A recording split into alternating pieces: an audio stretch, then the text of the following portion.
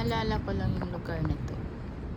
Dito ako lagi maglalakad pag ako'y naboboring, ako'y nalulungkot, ako'y nai-stress. Dito naglalakad ako kasi napaka-peaceful, napaka-fresh, parang ang haba ng tingin mo, ang haba ng tanaw mo, parang